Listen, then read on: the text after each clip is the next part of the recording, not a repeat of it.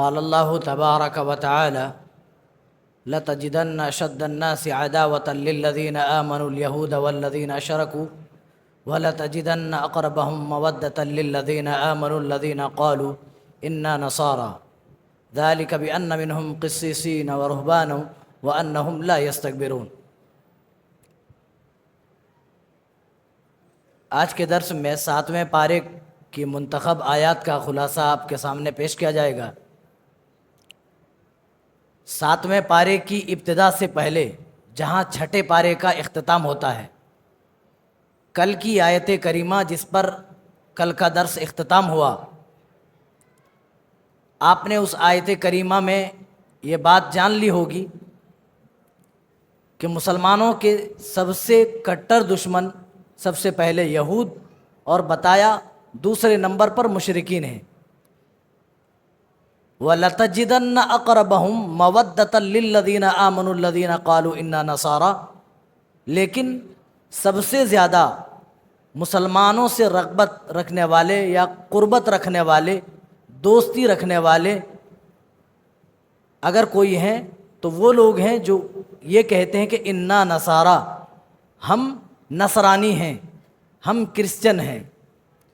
یہ اس لیے کہ پیارے نبی صلی اللہ علیہ وسلم نے اپنے ماننے والوں کو سب سے پہلے بادشاہ نجاشی کی طرف ہجرت کرنے کا حکم دیا تھا، حبشہ کی طرف، یہ کہتے ہوئے کہ وہاں کا بادشاہ نرم دل ہے اور ان کی تعلیمات میں یہ نرمی موجود ہے کہ کوئی ایک گال پہ تھپڑ مارو تو دوسرا گال پیش کر دو۔ بہر صورت وہ دیگر کافرین کے مقابل یہ مسلمانوں سے زیادہ قربت رکھنے والے ہیں اور ان میں اچھے لوگ ہیں، اللہ سے ڈرنے والے لوگ ہیں۔ کیوں یہ مسلمانوں سے زیادہ قریب ہیں؟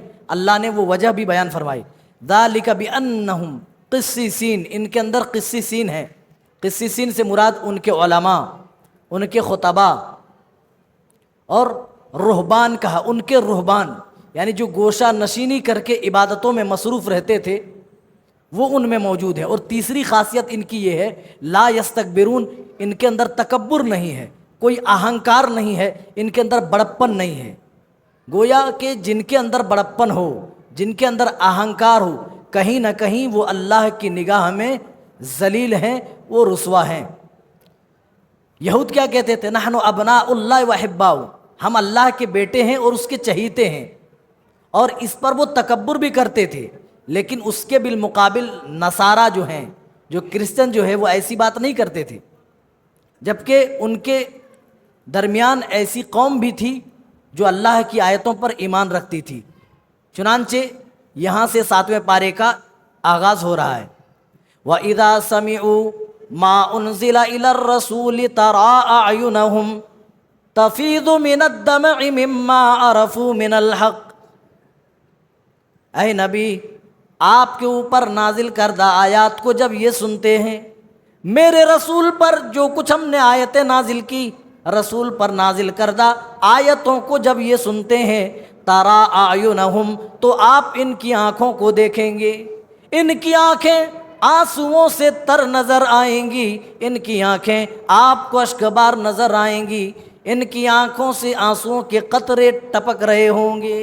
تَرَىٰ أَعْيُنَهُمْ تفیض من الدمع مما عرفوا من الحق، اور یہ آنسوؤں کے قطرے آنکھوں میں اس لیے ہیں کیونکہ انہوں نے حق کی معرفت حاصل کر لی ہے، ان کو حق کا پتہ چل گیا ہے، اللہ کی وحدانیت اور اس کی ربوبیت و الوہیت کا انہیں پتہ چل گیا ہے۔ اسلام کا نالج انہوں نے حاصل کر لیا ہے، اسلام کی تعلیمات کی وجہ سے اللہ کو یہ پہچان چکے ہیں، اور جب اللہ کو انہوں نے پہچان لیا تو ان کی آنکھیں بے اختیار آنسو بہانے لگی جب انہوں نے آیتیں سنی۔ بادشاہ نجاشی کے دربار میں چند مہاجرین پہنچے ہوئے ہیں اور حضرت جعفر بن ابی طالب کو طلب کیا جا رہا ہے، بلایا جا رہا ہے۔ بادشاہ کے دربار میں بڑے بڑے ان کے علماء موجود ہیں، بڑے بڑے رہبان موجود ہیں، قسیسین وہاں پر موجود ہیں۔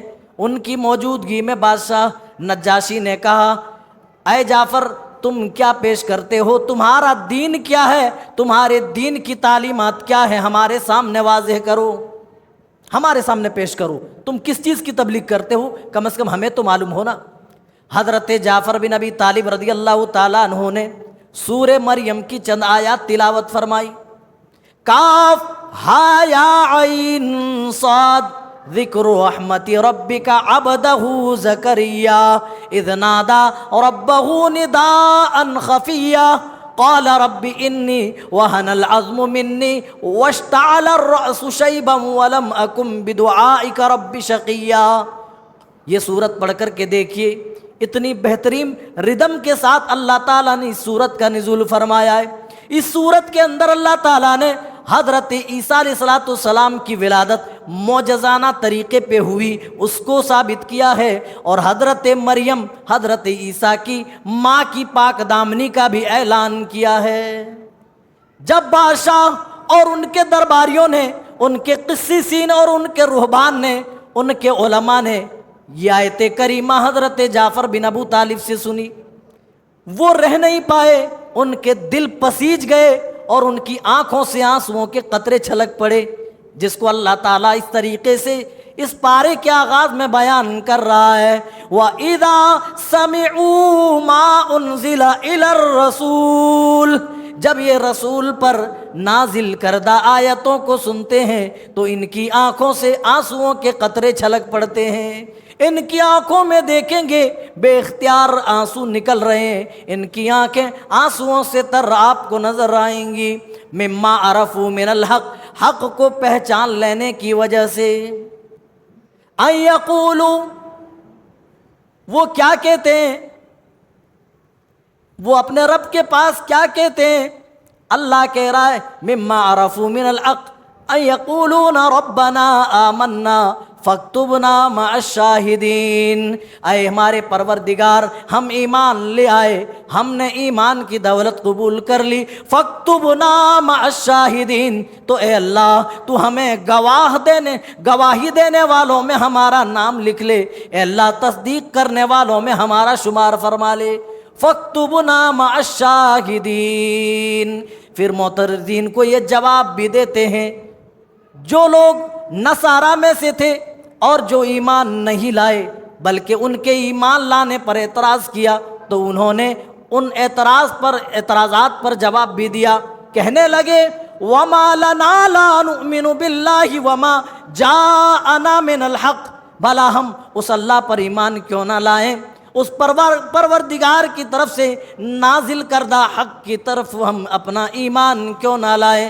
وَمَا لَنَا لَا نُؤْمِنُ بِاللَّهِ وَمَا جَاءَنَا مِنَ الْحَقِّ وَنَطْمَعُ أَن يُدْخِلَنَا رَبُّنَا مَعَ الْقَوْمِ الصَّالِحِينَ، بلکہ ہم تو یہ امید رب سے رکھتے ہیں، ہم یہ توقع کرتے ہیں اے ہمارے پروردگار تو ہمیں اپنے نیکوکار لوگوں کی رفاقت میں رکھنا، اپنے نیکوکار لوگوں کی صحبت میں ہمیں داخل کر دینا۔ ان کی تمنا، ان کی آرزو بس یہی ہے، اے اللہ تو ہم سے راضی ہو جانا، ہمارے ایمان کو قبول کرنا، اے اللہ ہمیں بھی گواہوں میں شمار کر لینا، اے اللہ اپنے نیک لوگوں میں، اپنے پاک لوگوں میں، اپنے برگزیدہ بندوں میں ان کی رفاقت ہمیں نصیب کر دینا۔ فاکتبنا مع الشاہدین، ان کے اس قول کی وجہ سے، ان کے اس ایمان لانے کی وجہ سے اللہ تعالیٰ نے ان کے لیے جنت کی خوشخبری سنا دی۔ فَأَثَابَهُمُ اللَّهُ بِمَا قَالُوا جَنَّاتٍ تَجْرِي مِن تَحْتِهَا الْأَنْهَارُ، ان کے اس قول کی وجہ سے، کلمے کا اقرار کرنے کی وجہ سے اللہ تعالیٰ انہیں ایسے باغات کے اندر داخل کرے گا جن کے نیچے نہریں بہہ رہی ہیں۔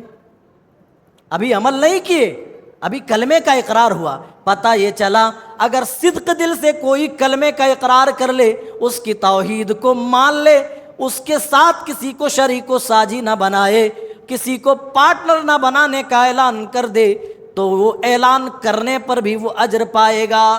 ابھی انہوں نے کچھ بھی عمل نہیں کیا تھا، بس اعلان کیا تھا کہ ہم اپنے رب پر ایمان لاتے ہیں، ہم اس کے سوا کسی کو نہ پکاریں گے، ہم اس کے سوا کسی کی عبادت نہ کریں گے۔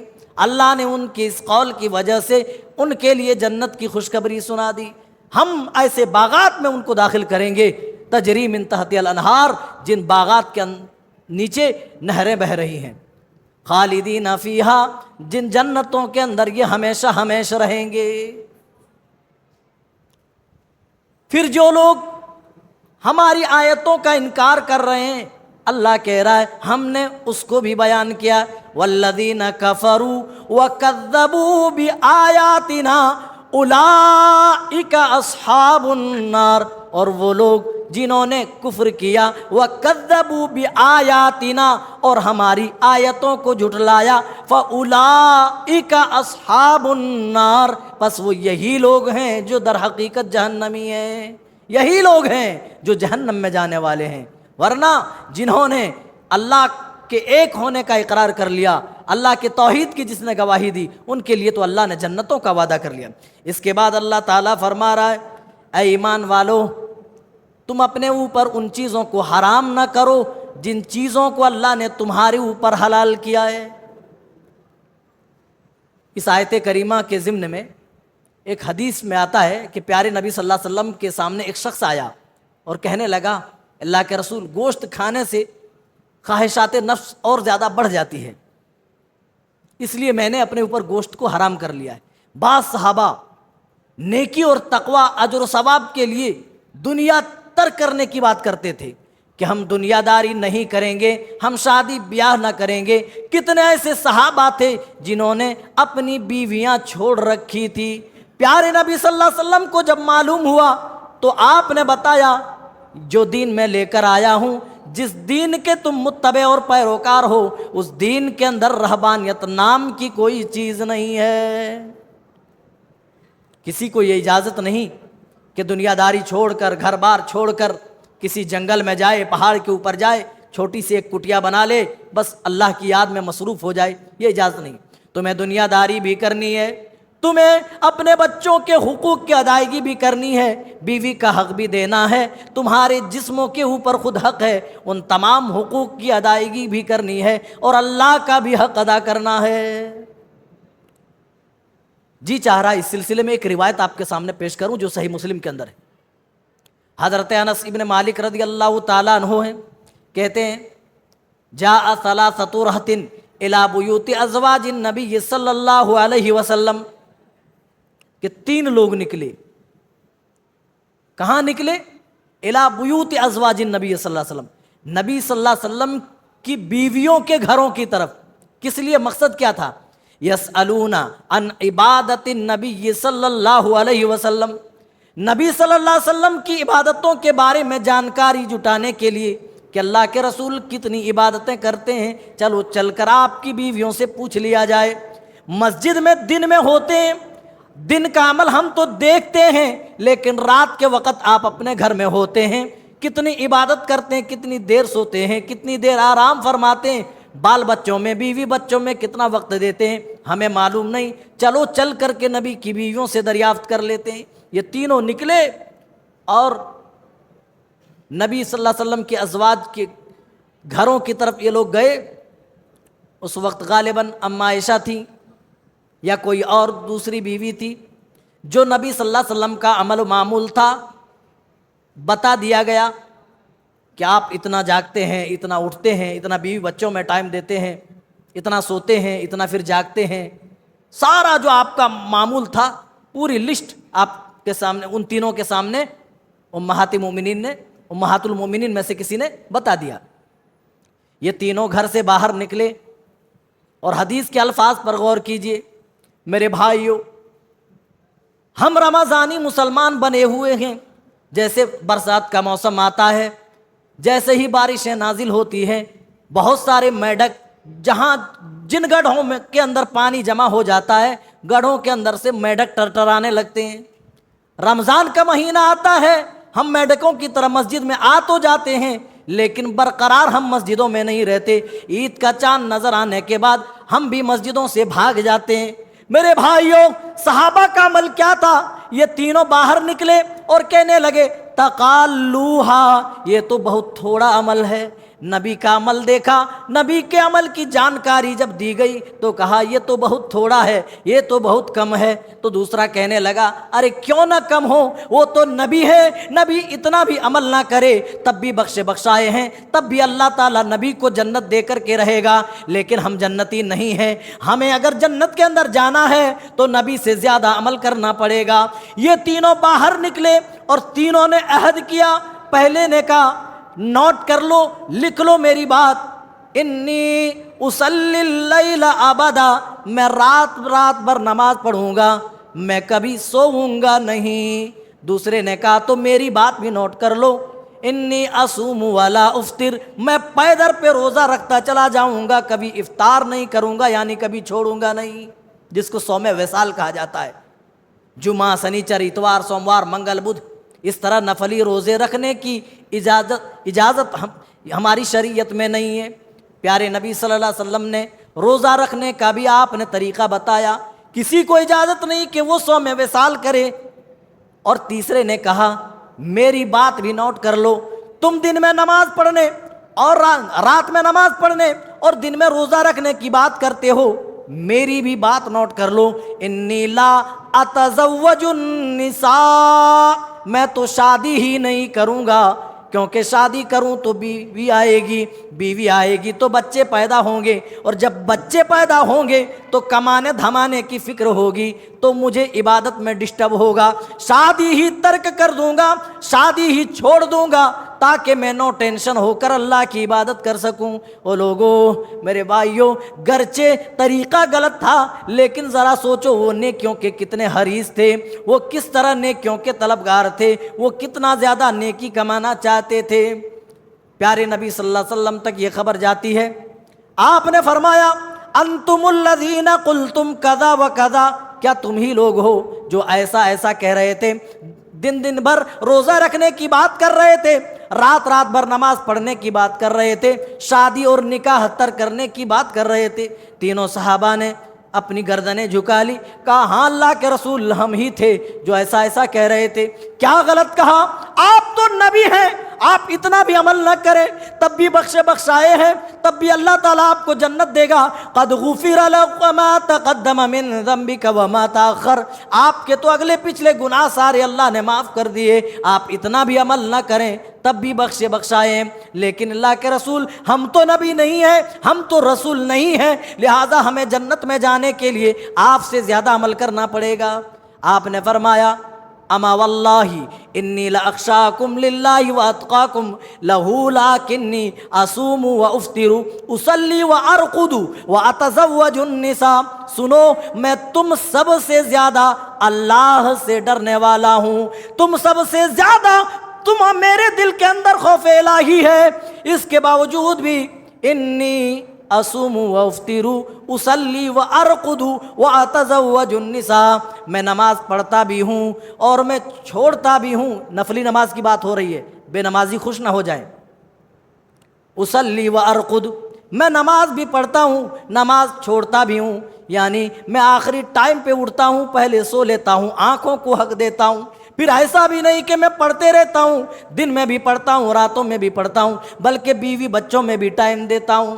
اصلی وارقد اصوم وافطر، میں روزہ بھی رکھتا ہوں، افطار بھی کرتا ہوں، یعنی پیدر پہ نہیں رکھتا بلکہ بیچ میں ترک بھی کر دیتا ہوں۔ اما عائشہ خود بیان فرماتی ہیں پیارے نبی صلی اللہ علیہ وسلم کا روزہ رکھنے کا ایسا معمول ہوتا تھا، جب رکھتے تھے تو معلوم ہوتا تھا کہ اب چھوڑیں گے نہیں، لیکن جب ترک کرتے تھے تو معلوم ہوتا تھا کہ اب نفلی روزے رکھیں گے ہی نہیں۔ میرے بھائیوں ذرا غور کرو، آپ نے فرمایا وَأَتَزَوَّجُ النِّسَاءَ، اور میں شادی بھی کرتا ہوں، میں نے نکاح بھی کیے ہیں، اور یہی میری سنت ہے۔ فَمَنْ رَغِبَ عَنْ سُنَّتِي فَلَيْسَ مِنِّي، جو میری سنت سے اعراض کرے، جو میری سنت سے روگردانی کرے، وہ مجھ میں سے نہیں۔ نکاح کے وقت یہ حدیث پڑھتے نا،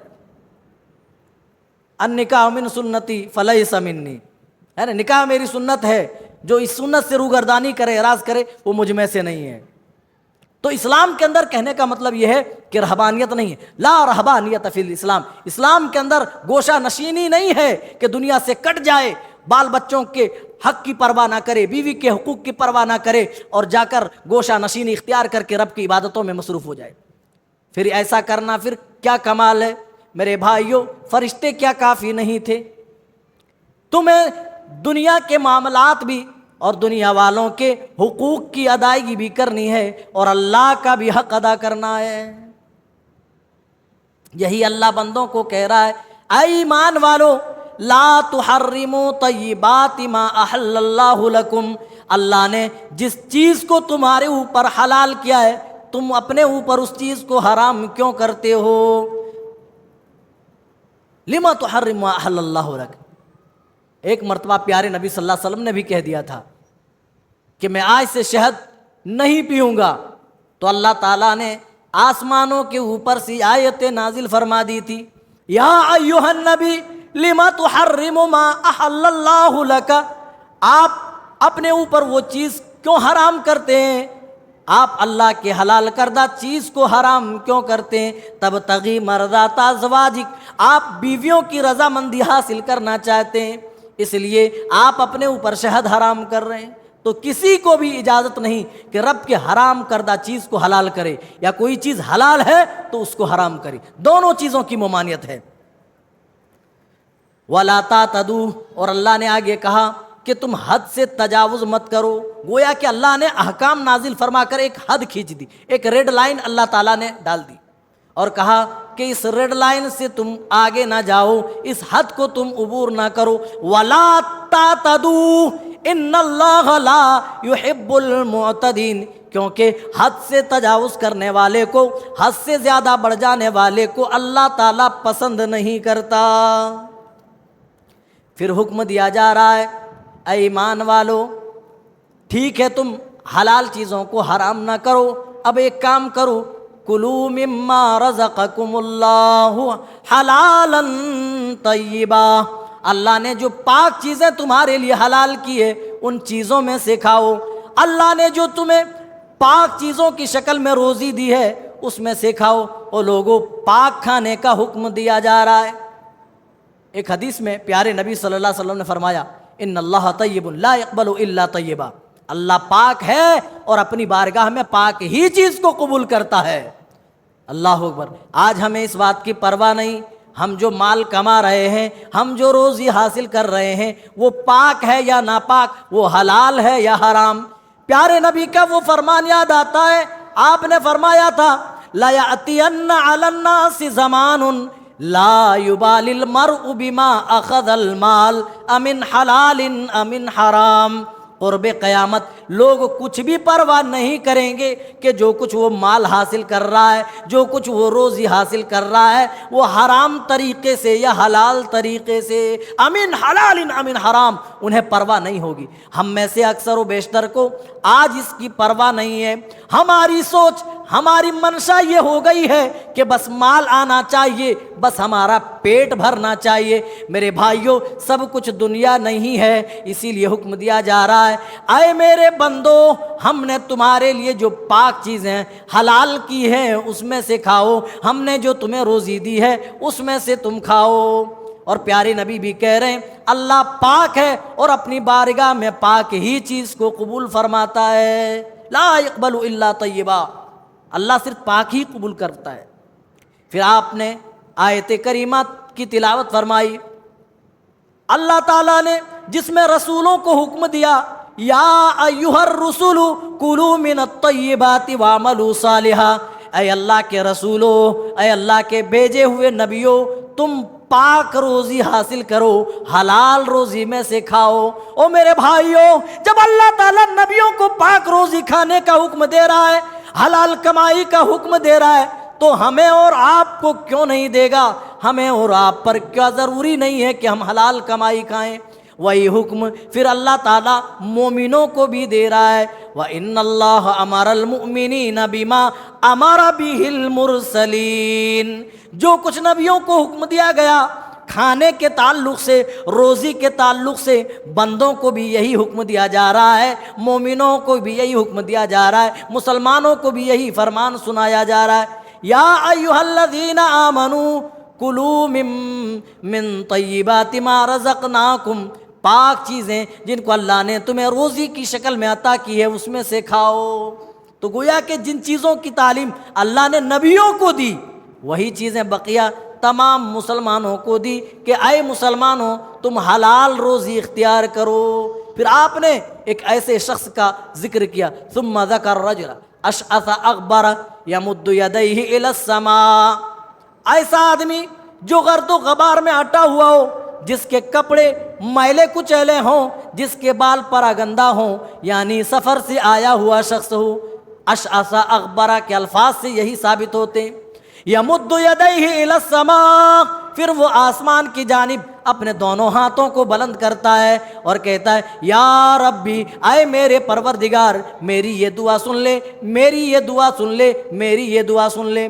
رب کی طرف سے صدا دینے والا صدا دیتا ہے، رب کی طرف سے کہا جاتا ہے وَمَطْعَمُهُ حرام، اے بندہ تیرا کھانا حرام کا، وَمَشْرَبُهُ حرام، تیرا پینا حرام کا، وَمَلْبَسُهُ حرام، تو جو لباس زیب تن کر کے آیا ہے وہ لباس بھی حرام کمائی کی، وَغُذِيَ بِالْحَرام، تیرا پورا کا پورا جسم ہی حرام کمائی سے پلا بڑا ہے، فَأَنَّا يُسْتَجَابُ لَهُ، پھر تمہاری دعا اللہ تعالیٰ کیوں کر قبول فرمائے گا۔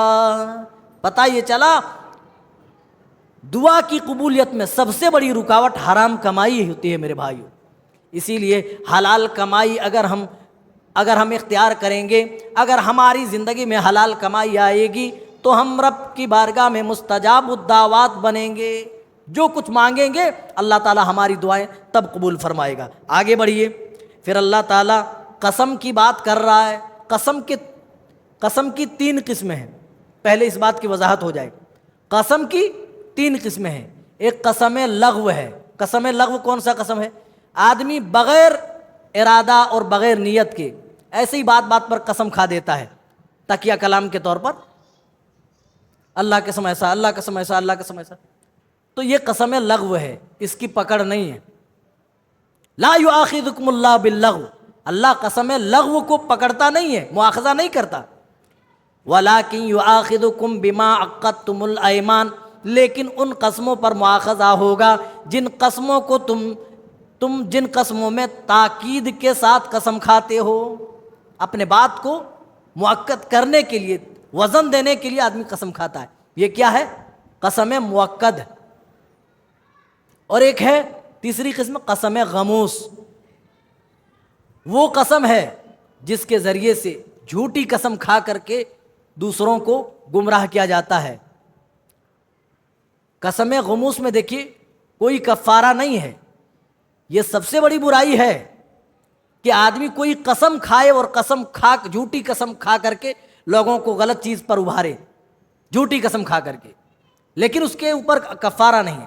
لیکن جو قسم مؤکد ہے جس کی اللہ پکڑ کرے گا، یعنی بندہ نیت کر کے اپنی بات میں وزن ڈالنے کے لیے قسم کھا رہا ہے، تو ایسی قسم کا اللہ کے یہاں مؤاخذہ ہوگا۔ وَلَٰكِن يُؤَاخِذُكُم بِمَا عَقَّدتُّمُ الْأَيْمَانَ، اور اگر ایسی قسم آپ توڑتے ہیں تو ایسی صورت میں آپ کو کفارہ دینا پڑے گا۔ کفارہ کیا ہے قسم توڑنے کا؟ فَكَفَّارَتُهُ إِطْعَامُ عَشَرَةِ مَسَاكِينَ مِنْ أَوْسَطِ مَا تُطْعِمُونَ أَهْلِيكُمْ، 10 مسکینوں کو کھانا کھلانا ہے، اوسط درجے کا، یہ نہیں کہ بڑے 5 اسٹار ہوٹل میں جا کر کے کھلاؤ، جو آپ کھاتے ہو گھر میں۔ اور ایسا بھی نہیں ہونا چاہیے آپ 75 روپے والا چاول کھا رہے ہیں اور 15 روپے والا لے کر کے ان کی دعوت کر رہے ہیں، تو ایسا بھی نہیں۔ من اوسط ما تطعمون اہلیکم، جو آپ اپنے گھر میں کھاتے ہیں اوسط درجے کا وہ کھانا آپ دیں گے۔ دوسرا کیا ہے؟ اگر یہ نہیں کر سکتے او کسوتہم، تو ان کو کپڑا پہناؤ 10 مسکینوں کو۔ اگر کپڑا بھی نہیں پہنا سکتے تو فرمایا او تحریر رقبہ، تو پھر ایک غلام آزاد کرو۔ یہ 3 کفارے ہیں، تینوں میں سے اگر کوئی بھی نہ کر پائیں آپ تو آخری بتایا گیا فَمَن لَّمْ يَجِدْ فَصِيَامُ ثَلَاثَةِ أَيَّامٍ، تو انہیں چاہیے کہ وہ 3 دن تک روزے رکھے، 3 روزے رکھ لے۔ قسم توڑنے کا یہ کفارہ ہے. ہم تو قسموں کا کوئی اعتبار نہیں کرتے. کوئی بندہ قسم کھا کر بار بار اپنی بات کو مضبوط کر رہا ہے، تاکید کر رہا ہے، اور ایک موقع آتا ہے جب اپنی قسم کی پرواہ نہیں کرتا، توڑ دیتا ہے اور اس کا کفارہ بھی ادا نہیں کرتا. میرے بھائیو، اگر آپ کچھ بھی نہیں، کھانا بھی نہیں کھلا سکتے، کپڑا بھی 10 مسکینوں کو نہیں دے سکتے، ایک غلام بھی آزاد نہیں کر سکتے، تو کہا گیا کہ وہ 3 روزے رکھیں، تب قسم کا کفارہ ہوگا. اس کے بعد اللہ تعالیٰ تمام مومنوں کو باطل کاموں سے، شراب سے، جوا سے اور دیگر غیر ضروری چیزیں، ان سے اللہ تعالیٰ روک رہا ہے. یا ایھا الذین آمنوا انما الخمر والمیسر والانصاب والازلام رجس من عمل الشیطان فاجتنبوہ لعلکم تفلحون. اے مومنو، یہ شراب اور جوا اور سے چیزیں جو بتوں کے نام پہ کی جاتی ہیں، اور وہ تیر جو فال کے طور پر استعمال کرتے ہیں، قسمت معلوم کرنے کے لیے استعمال کرتے ہیں، وہ تیر، یہ ساری چیزیں کیا ہیں؟ یہ ساری چیزیں خرافات ہیں، باطل ہیں. شراب کا دیکھیے آگے خصوصاً ذکر کیا جا رہا ہے، اور جوے کا. انما یرید الشیطان ان یوقع بینکم العداوۃ والبغضاء فی الخمر والمیسر ویصدکم عن ذکر اللہ وعن الصلاۃ. شیطان تمہیں اسی کے ذریعے سے تمہاری آپسی عداوت پیدا کر دیتا ہے، تمہارے درمیان نفرتیں پیدا کر دیتا ہے، تمہارے درمیان دشمنیاں پیدا کر دیتا ہے. شراب کی نشے میں جو جرائم انجام دیے جاتے ہیں، وہ جرائم بغیر شراب پیے ممکن ہی نہیں ہو سکتا. جتنے بھی جرائم آج موجودہ دور میں انجام پاتے ہیں، ان میں اکثر و بیشتر آپ دیکھیں گے تو کہیں نہ کہیں شراب شامل ہوگی. ایکسیڈنٹ کا معاملہ بھی دیکھیں گے تو 98% کی میں بات کرتا ہوں جس میں ڈرائیور نے شراب پی ہوگی، تبھی ایکسیڈنٹ ہوا. اور کہا کہ شیطان اس کے ذریعے سے تمہارے دلوں میں عداوت ہی پیدا نہیں کرے گا، بلکہ یہ چیزیں تمہیں اللہ کے ذکر سے اور خصوصاً ذکر اکبر سے، نماز سے غافل کر دے گا. یہ جوا تمہیں غافل کر دے گا، یہ شراب تمہیں اللہ کے ذکر سے غافل کر دے گی. شراب شریعت کی نگاہ میں اتنی قبیح چیز ہے. پیارے نبی صلی اللہ علیہ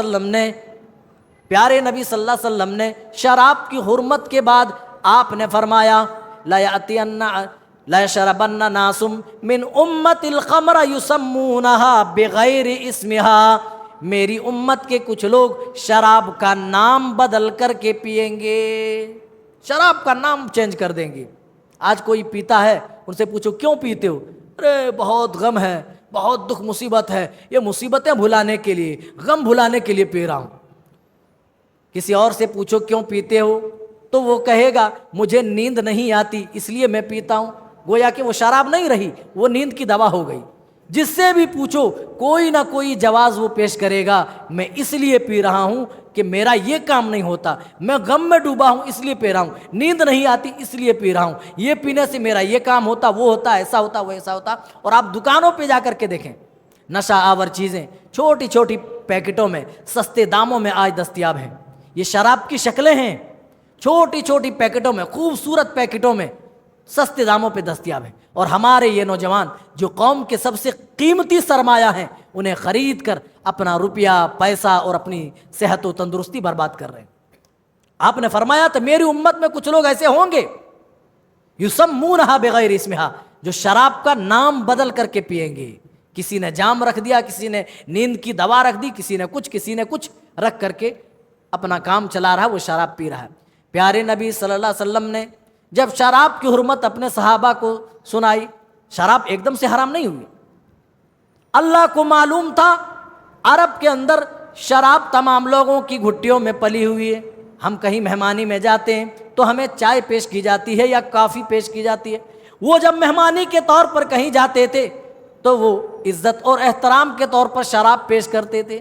جن کی زندگی میں اس طرح شراب رچ بس گئی ہو، بھلا کیسے اچانک ختم ہو جاتی؟ تو دھیرے دھیرے پہلے کہا کہ دیکھو اس کے اندر نفع کم ہے، نقصان زیادہ ہے. پھر دوسری بار حرمت نازل ہوئی کہ تم نشے کی حالت میں نماز کے قریب مت جاؤ. اب دوسرے پیریڈ میں شراب کی مکمل حرمت کا اعلان کیا جا رہا ہے، یہ سب شیطانی اعمال ہیں، یہ سب باطل کام ہے۔ فَاجْتَنِبُوهُ لَعَلَّكُمْ تُفْلِحُونَ، اگر کامیاب ہونا چاہتے ہو تو ان کاموں کو چھوڑ دو، ان شیطانی اعمال کو ترک کر دو۔ شراب نوشی اتنی خطرناک ہے میرے بھائیو، پیارے نبی صلی اللہ علیہ وسلم کے سامنے چور پکڑ کر کے لائے، آپ نے چوری کی سزا نہیں دی بلکہ دوسروں سے دلوائی۔ آپ کے سامنے زانی لائے گئے، آپ نے سزا نہیں دی بلکہ دوسروں سے دلوائی۔ لیکن جب کسی شرابی کو دیکھا کرتے تھے، آپ کہتے تھے پکڑ کر کے لاؤ، میرے پاس لاؤ، اپنے پاس بلا کر اپنے جوتے سے اس کے سر کا ادگھاٹن کیا کرتے تھے۔ آپ شرابی کے سر پر جوتے مارا کرتے تھے۔ شراب معاشرے کا اتنا بڑا گھناؤنا جرم ہے جو آج ہمارے نوجوان جس کے عادی ہوتے جا رہے ہیں۔ میرے نوجوان ساتھیوں، اس شراب سے تمہاری زندگی برباد ہو جائے گی اور تم اللہ کے ذکر سے ہاتھ دھو بیٹھو گے۔ اللہ کا ذکر کتنی بڑی چیز ہے۔ اللہ تعالیٰ کہہ رہا ہے سورہ منافقون کے اندر، یا ایھا الذین آمنوا لا تلہکم اموالکم ولا اولادکم عن ذکر اللہ، اے ایمان والو، یہ مال و دولت، یہ اولاد تمہیں کہیں اللہ کے ذکر سے نہ روک دیں، اللہ کے ذکر سے غافل نہ کر دیں۔ پتہ یہ چلا کہ کسی چیز کو یہ اجازت نہیں ہے کہ اللہ کے ذکر میں وہ رکاوٹ بنے۔ مومن تو وہ ہوتا ہے کسی بھی چیز کو اللہ کے ذکر میں رکاوٹ نہیں بننے دیتا، نہ اپنے آل و اولاد کو، نہ دولت کو، نہ کسی اور چیز کو رکاوٹ نہیں بننے دیتا ہے۔ اور جس کے لیے شراب رکاوٹ بن جائے، جوا رکاوٹ بن جائے، میرے بھائیو اس کی بدقسمتی کا کیا کہنا، تفصیل کا موقع نہیں ہے، آگے بڑھتے ہیں۔ پھر اللہ تعالیٰ قیامت کے دن کا ذکر کر رہا ہے کہ جس دن ہم تمام انبیاء کو جمع کریں گے اور تمام انبیاء سے ہم پوچھیں گے، اے نبیو، اے رسولو، تمہاری امتوں نے جس کی طرف تم بھیجے گئے تھے ان لوگوں نے تمہیں کیا جواب دیا؟ او لوگوں، اس دن کی ہیبت اور رب کریم کا جلال تو اس قدر ہوگا، تمام نبیوں کو اپنی قوم کے بارے میں مکمل تفصیلاً معلومات ہونے کے باوجود بھی معذرت کر دیں گے، لا علم لنا انک انت علام الغیوب، اے اللہ ہر طرح کا غیب تو ہی جانتا ہے، ہم معذرت چاہتے ہیں، ہمیں عطا پتہ نہیں ہے، ہمیں اس کے بارے میں خبر نہیں ہے۔ اللہ کہہ رہا ہے یوم یجمع اللہ الرسل فیقول ماذا اجبتم، جب ہم رسولوں کو جمع کریں گے، جب ہم پیغمبروں اور اپنے نبیوں کو جمع کریں گے اور ان سے پوچھیں گے ماذا اجبتم، تمہارے لوگوں نے تمہیں کیا جواب دیا؟ جب تم نے ہماری آیتیں پڑھ کر سنائی، ہمارا پیغام سنایا، ہماری توحید ان کے سامنے پیش کی، تو قوم والوں نے کیا جواب دیا؟ قوم تو تمام انبیاء جانکاری رکھنے کے باوجود بھی معذرت کر دیں گے۔ وہ لوگوں، اللہ کے ڈر کا، اللہ کے خوف کا، اللہ کی عظمت اور اس کے جلال کا اس دن یہ عالم ہوگا کہ انبیاء بھی تاب نہ لا سکیں گے۔ ہم سب سفارش کے لیے اب بڑے بڑے اجل انبیاء کے پاس پہنچیں گے، اے نوح، آپ دنیا میں پہلے رسول بنا کر بھیجے گئے، ہم پریشان حال ہیں، آپ ہمارے لیے اللہ کے سامنے سفارش کر دیجئے، آپ ہمارے سامنے ہمارے لیے شفاعت کر دیجئے۔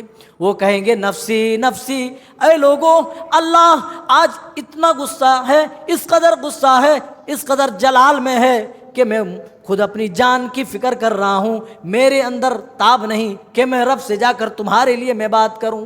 جاؤ موسیٰ کے پاس جاؤ، موسیٰ کے پاس بھی جائیں گے، وہ بھی یہی کہیں گے رب اتنے جلال میں ہے، میری مجال نہیں کہ میں بات کر سکوں۔ تم ابراہیم کے پاس چلے جاؤ، ہم تمام انبیاء کے پاس اسی طریقے سے اجل انبیاء کے پاس سے گزریں گے۔ وہ لوگوں، انبیاء بھی اس دن رب کے جلال سے تاب نہیں لا پائیں گے۔ اس دن کی فکر کرو میرے بھائیوں۔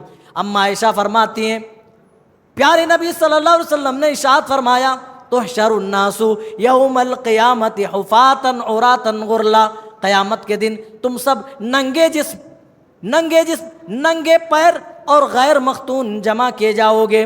اماں عائشہ وہیں پر بیٹھی ہوئی ہیں، کہتی ہیں یا رسول اللہ الرجال والنساء جميعا، کیا مرد عورت ایک ساتھ جمع کیے جائیں گے؟ آپ نے فرمایا ہاں، ایک ساتھ جمع کیے جائیں گے۔ پھر آپ نے فرمایا، اماں عائشہ کہتی ہیں اللہ کے رسول پھر تو عورتیں مارے شرم کے مر جائیں گی جب مرد حضرات ان کی طرف پلٹ کر کے دیکھیں گے۔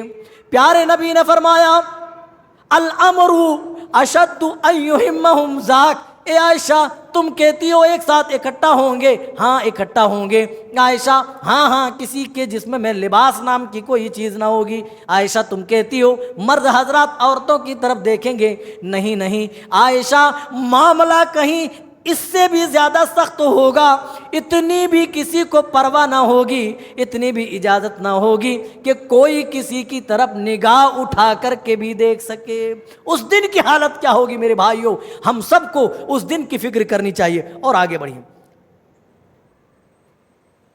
حضرت عیسیٰ علیہ السلام سے اللہ پوچھے گا اذ قال اللہ یا عیسی ابن مریم، اللہ کی عدالت میں سب سے باز پرس ہوگی، سب سے پوچھ تاچھ ہوگی۔ ایسا نہیں کہ نبی ہے یا کوئی بڑے مقام والا ہے تو وہ اللہ کی عدالت سے بچ جائیں گے، نہیں، اللہ تعالیٰ حضرت عیسیٰ سے سوال کرے گا اذ قال اللہ یا عیسی ابن مریم، اے عیسیٰ ابن مریم اانت قلت للناس، کیا تو نے لوگوں سے کہا تھا اتخذونی و امی الہین من دون اللہ، مجھ کو اور میری ماں کو اللہ کے علاوہ معبود بنا لو؟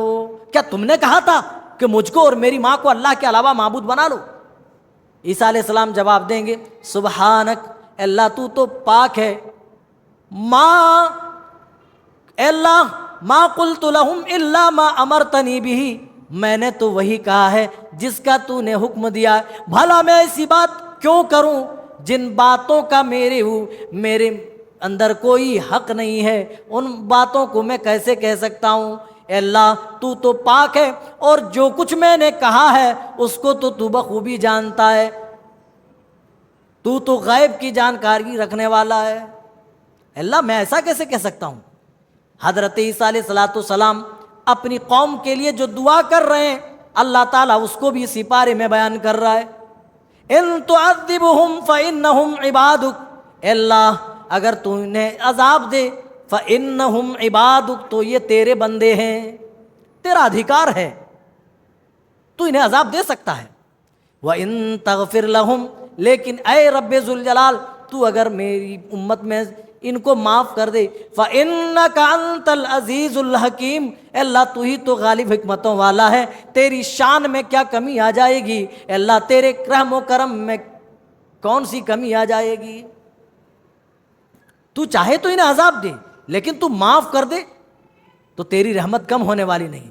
اس کے بعد اللہ تعالیٰ آخری آیت میں بیان فرما رہا وَلَا تَسُبُّوا الَّذِينَ يَدْعُونَ مِن دُونِ اللَّهِ فَيَسُبُّوا اللَّهَ عَدْوًا بِغَيْرِ علم، جو اللہ کے علاوہ دوسروں کو پکارتے ہیں، دوسروں کو اپنا معبود سمجھتے ہیں، دوسروں کی عبادتیں کرتے ہیں، ان کے معبود کو تم برا بھلا مت کہو، جن کی وہ پوجا کرتے ہیں ان کو تم برا بھلا مت کہو۔ فَيَسُبُّوا اللَّهَ عَدْوًا بِغَيْرِ علم، وہ جہالت کی بنیاد پر اللہ کے خلاف باتیں کریں گے، وہ اللہ کو گالی دیں گے۔ کتنا بہتر طریقہ بتایا، کسی کے مذہب کے خلاف نہیں بولنا ہے، جن دیوی دیوتاؤں کی وہ پوجا اور پرستش کرتے ان کی شان میں گستاخی نہیں کرنی ہے، وہ جہالت میں آ کر اللہ کی شان میں گستاخی کر بیٹھیں گے۔ اسی آیت میں آج کا درس ختم کرتے ہیں۔ اللہ تعالیٰ ہم تمام کو صحیح سمجھتا فرمائے، کہنے سننے سے زیادہ ہم سب کو اچھے اعمال کی توفیق عنایت کرے، آمین۔ والسلام علیکم ورحمۃ اللہ۔